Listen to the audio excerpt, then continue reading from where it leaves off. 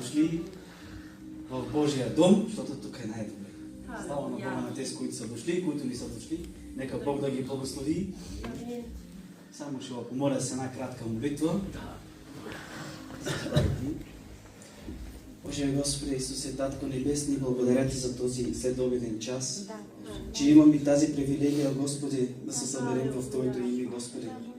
Благодаря Ти, Господи, за всичко, Татко, и за цялата ни седмица, Господи, която благослови ставането ни и лягането ни, Господи. Благодаря Ти, Господи, че опази семействата ни, Татко. Благодаря Ти, Господи, за работите ни, Татко Исусе. Сега Те моля, Господи, хвалението, когато почне да пее, Господи. Ерихонски стени да падат, Господи. Да се излива мощно от трона Ти, Господи. Благодаря Ти, Господи, за това слово, което днес подготви, Господи, да говоря за Твоя народ, Татко. Алелуя, Татко. Амин, Господи. Амин.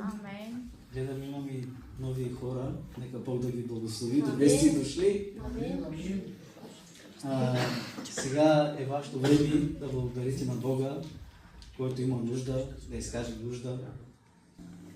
Днес темата ще говорим за вяра в невидимите неща. Всякой знае Авраам, че е човек на вярата и познава Ной, който 120 години вярваше в Бог и направи ковчега.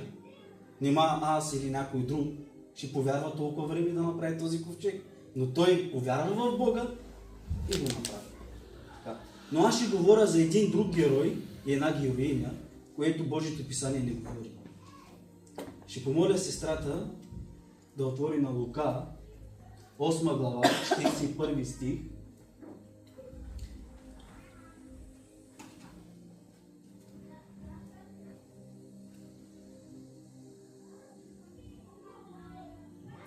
Първи стих, Петя. И ето дойде един човек на име Яир,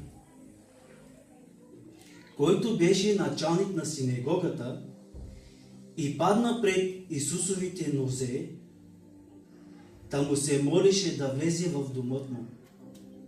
Кой беше този Яир, брати и сестри? Началник на синагогата, силен човек. Богат човек. Неговата дума вървеше навсякъде. Казваше този в тъмницата, заминава в тъмницата. Този казва на веселото, заминава за веселото. Но какво направи той? Смири се пред Бог и повярва в Бог, че Той е спасението.